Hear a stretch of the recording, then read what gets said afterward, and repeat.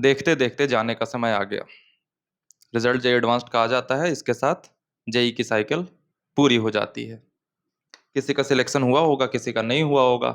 कोई आईआईटीएन बनेगा, कोई आईआईटीएन नहीं बनेगा, कोई कुछ और बनेगा। तो आखिरी बार तुम्हारे सामने बात करने आया हूं। एक तो ये भाई का रिश्ता ना कभी आखिरी बार का नहीं होता, लेकिन तुमने वो एहसास महसूस करा होगा कि जब तुम 10वीं तक स्कूल जाते होगे तो एक पानी पूरी वाले से पानी पूरी खाते होगे रोज स्कूल से लौटते हुए। जब 10वीं खत्म हो गई और तुमने देखा कि वो पानी पूरी वाला नए 10वीं के बच्चों को उसी हंसी के साथ, उसी मजाक के साथ, उसी खुशी के साथ पानी पूरी खिला रहा है, तुम्हें अंदर से एक अजीब फीलिंग आती होगी कि ये पानी पूरी वाला तो मेरा था, ये मेरे 10th के मेमोरी में है, ये किसी और के 10th के मेमोरी में क्यों जा रहा है? जबकि तुम तब भी उसे पैसे दे करके पानी पूरी खा सकते हो। लेकिन वो एहसास कि मेरी 10th क्लास बीत गई और मेरे 10th क्लास का एक हिस्सा था वो पानी पूरी वाला, वो निकल गया। मैं तो तुम्हारे साथ हमेशा हूं ना, मेरे दरवाजे तुम्हारे लिए कभी बंद नहीं हुए। लेकिन मैं वैसा फील नहीं होऊंगा अब कभी जैसा तुम्हारी तैयारी के दौरान हुआ करता था। मेरी बातें तुम्हारे लिए होती थी। अब वो शायद मेरी बातें तुम्हें तुम्हारे लिए ना लगे, अच्छी तो लगे बट तुम्हारे लिए है ये ना लगे। मैं काउंसलिंग तक साथ दूंगा, सारा एडमिशन सब कुछ करा दूंगा, लेकिन जो स्टूडेंट पीरियड वाली जो भैया के साथ बॉन्डिंग थी वो छूट रही है। जर्नी बहुत अच्छा था, मुझे मजा आया, मुझे बहुत प्यारे बच्चे मिले, मुझसे बहुत प्यार किया, सारी चीजें की, और अपनी यात्रा खत्म करते हुए हम आगे बढ़ रहे हैं। बहुत चीजें सिखाने की कोशिश की तुम्हें, आई होप कि तुम सीख पाए होगे। आज मैं तुम्हें 4-5 चीजें कुछ सिखा देना चाहता हूं। एकेडमिक नहीं है, नॉन एकेडमिक है, लेकिन मुझसे तुमने कुछ भी सीखा हो या नहीं सीखा हो, आज अगर ये बातें सीख के चले जाते हो मैं बहुत खुश होऊंगा। मुझसे तुमने आईआईटीज की गाइडेंस ली हो या ना ली हो, आज जो मैं बातें बता रहा हूं अगर वो सीख करके चले जाते हो ना तो एक अच्छे सिटीजन बनोगे। भैया से आखिरी बार कुछ लेकर के चले जाओ। 5 बातें ही बताऊंगा। सबसे पहली बात कि तुम जिस उम्र के कगार पे हो ना, वहां पे हमारा जो सोच है वो मीडिया से बनता है, जो हमारे थॉट्स हैं वो मीडिया से बनती है। और मीडिया आपको जिस तरीके की चीजें देगा आपके थॉट्स उस तरीके के हो जाएंगे। तो अभी एक चीज चला हुआ है कि भैया ये तो बहुत डार्क है, भैया dark dark darkest. Don't be dark. नहीं होना। सोसाइटी कितनी भी नॉर्मलाइज कर देना, किसी की अगर कोई इनसिक्योरिटी है आप उसे मजाक बना करके एक नॉर्मलाइज कर रहे हो कि ये तो डार्क ह्यूमर है, भैया ये कभी जस्टिफाई नहीं होगी। एक अच्छे बच्चे की तरह डार्क हमें नहीं होना।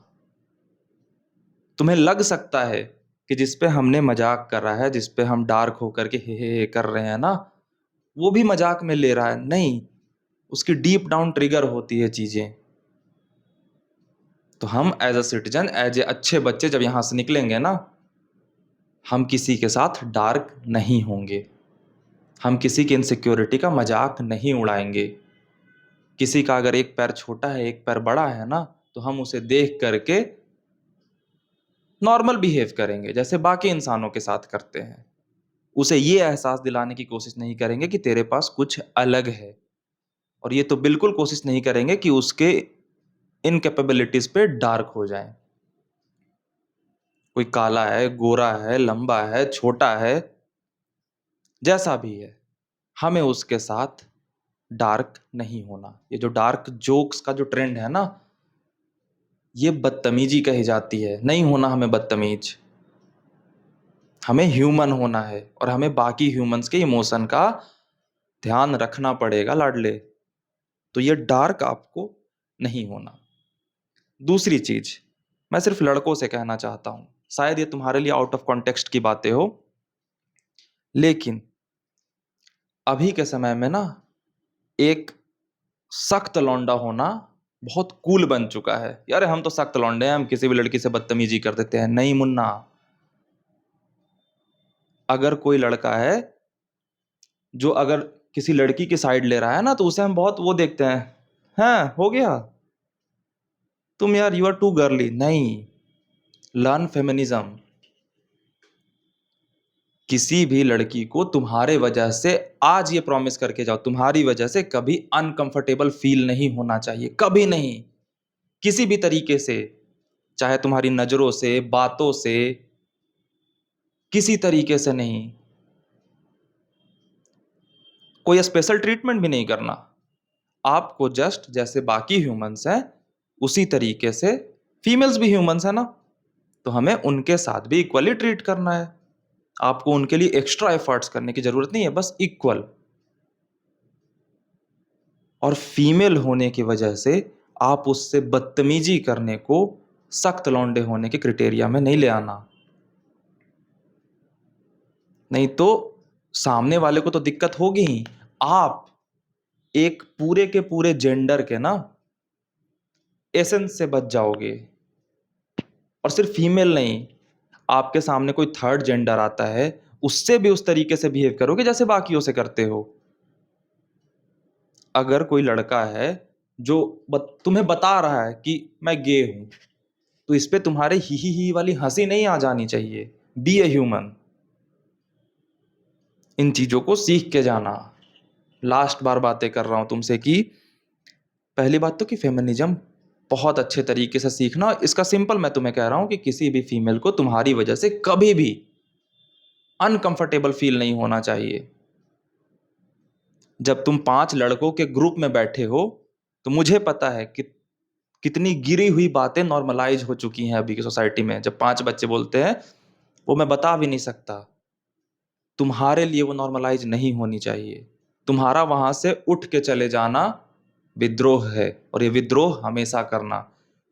और जब 5 में से 4 बच्चे विद्रोह कर देंगे ना, वो एक जो सबसे गिरा हुआ बच्चा है वो भी सुधर जाएगा।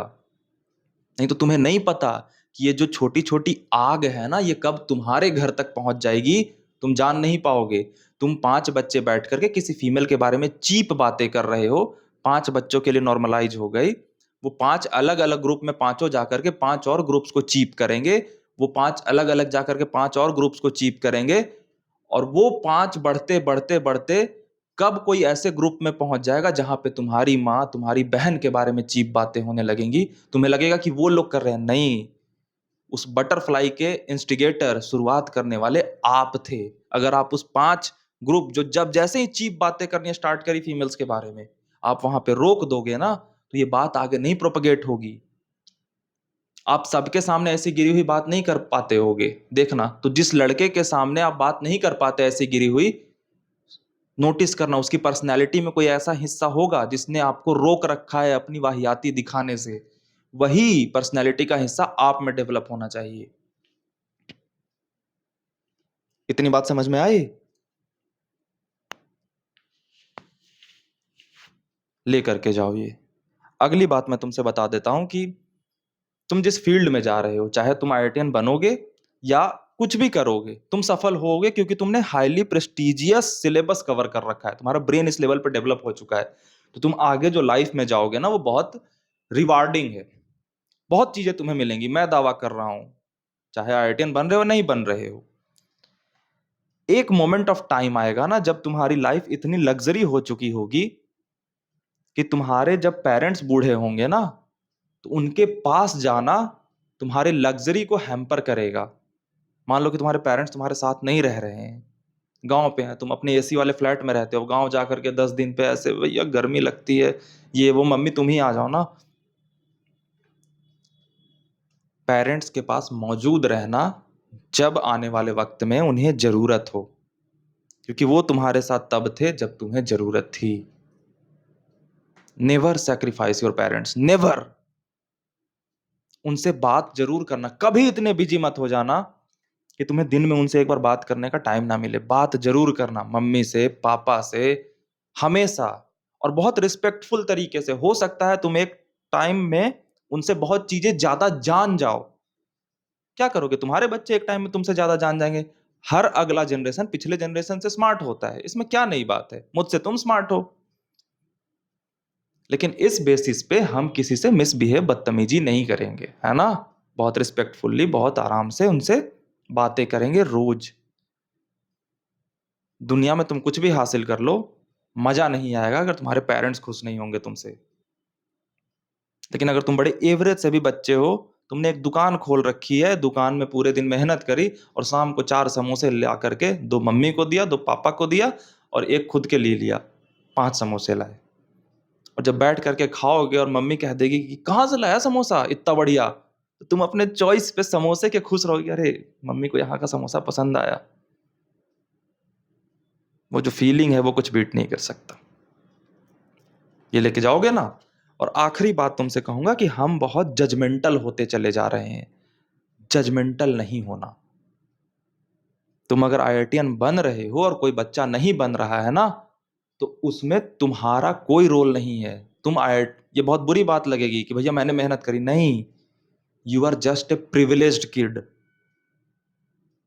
आईआईटीएन बनना खुद पे मात्र 5% डिपेंड करता है। तुम किस शहर में पैदा होते हो, किस फाइनेंशियल कंडीशन में पैदा होते हो, किस क्लाइमेट में पैदा होते हो, किस कंट्री में पैदा होते हो, तुम्हारे फिजिकल ओरिएंटेशन क्या है, कि तुम बीमार रहते हो, तुम मेल हो या फीमेल हो। तुम्हें क्या लगता है ये फीमेल की संख्या इंजीनियरिंग एग्जाम में कम होना क्या कॉमन है, नेचुरल है? नहीं। ये जो हमारी बहनें देख रही हैं, इनकी संख्या कम क्यों है? रीजंस हैं। तो आप अगर कुछ अचीव कर रहे हो ना, तो थॉट रखना कि प्रिविलेज्ड हो, जमीन पे बने रहोगे। अगर ये दिमाग में थॉट आया कि मैं कर रहा हूं ना, पता नहीं नेचर का लॉ है, पटक देती है वहीं पे। तो जो कोई नहीं कर पाया, वो नहीं कर पाया। इससे वो कुछ लूजर या फेलियर नहीं होता, उसे जज करना बंद कर देना। तुम अगर बहुत ऊंचे पोजीशन पे चले गए, कोई रिक्शा पुलर है, अपनी बातों में चेंज मत लाना कि अपने बॉस से जिस तरीके से बात कर रहे हो वो अलग है और रिक्शा पुलर से जिस तरीके से बात कर रहे हो वो अलग है। कोई स्वीपर है, कोई आपके घर में मेड काम करती है, ये मेड, रिक्शा पुलर, न्यूज़पेपर वाले भैया, दूध वाले भैया, ये सारे ऑब्जेक्ट्स नहीं है, ये सारे ह्यूमंस हैं जो घर में जाते हैं ना तो अपने बच्चों के हीरो हैं ये। जिनके बच्चे उनसे उम्मीद लगाते हैं कि मेरे पापा ना आज मेरे लिए मिठाई लेके आएंगे। तुम कभी ये एक्सपेक्ट करोगे कि तुम्हारे पापा से कोई ऐसे नजर से देखे कि यार ये छी, क्या आदमी, हट, तुझसे मैं टच नहीं होऊंगा? नहीं ना। तो सोसाइटी को जज करना बंद कर देना, कभी मत जज करना। हाँ, सोसाइटी इंप्रूव होनी चाहिए, है ना। हर किसी को इंप्रूवमेंट का मौका मिलना चाहिए। जैसे कोई इंसान है, ठीक है, वो नहीं पढ़ाई कर रहा, तो उसे पढ़ना चाहिए, लेकिन नहीं पढ़ने वाला बच्चा बुरा बच्चा नहीं है ना।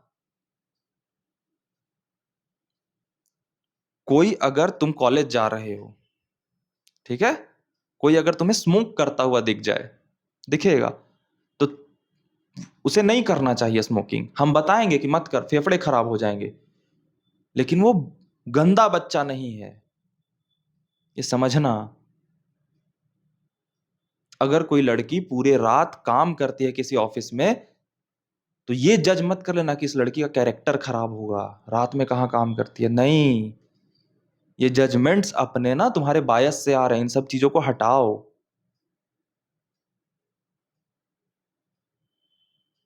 तब जाकर के बहुत अच्छे ह्यूमन बनोगे। और आईआईटीएन तो हर साल 50,000 बन जाएंगे। अच्छे ह्यूमंस बहुत रेयर होते चले जा रहे हैं। यहाँ कंपटीशन ज्यादा है, इस कंपटीशन को बीट करोगे ना, बहुत आगे जाओगे। आईआईटीएन बनना ये कभी इंश्योर नहीं करता कि तुम बहुत बढ़िया आदमी हो। और आईआईटीएन बनना तो अब ये भी इंश्योर नहीं कर रहा कि तुम लाइफ में सक्सेसफुल ही होगे, क्योंकि डेमोक्रेटाइजेशन ऑफ रिसोर्सेस हो गए हैं ना। डेमोक्रेटाइजेशन ऑफ रिसोर्सेस का मतलब कि पहले जो रिसोर्सेस सिर्फ आईआईटी वाले बच्चों को मिलता था, अगर कोई चाह जाए तो सेम रिसोर्स बाहर भी मिल जाएगा। वहां क्या है? वहां एजुकेशन है, मिल सकता है, हम एक्सेस ले सकते हैं। वहां क्या है? फंडिंग है। हम इतने सारे लिंक्डइन प्रोफाइल से जुड़े हुए हैं सारी चीजों से कि किसी से भी मांग सकते हैं मुझे ये रिसर्च करना है। आईएससी के प्रोफेसर को डायरेक्टली मेल कर सकते हैं। अभी तो कोई प्रोफेसर को गेट कीप करके नहीं रख सकता ना। जो आईआईटी में पढ़ा रहा है, वो तो होगा ही, पब्लिक फोरम्स पे कहीं कांटेक्ट करके कर सकते हैं हम चीजें, तो जज नहीं करना। और आखिरी में चलने का वक्त आ गया है लाडले, मिलेंगे कभी। अब तो जाते हैं बुद्ध गधे से मीर, फिर मिलेंगे।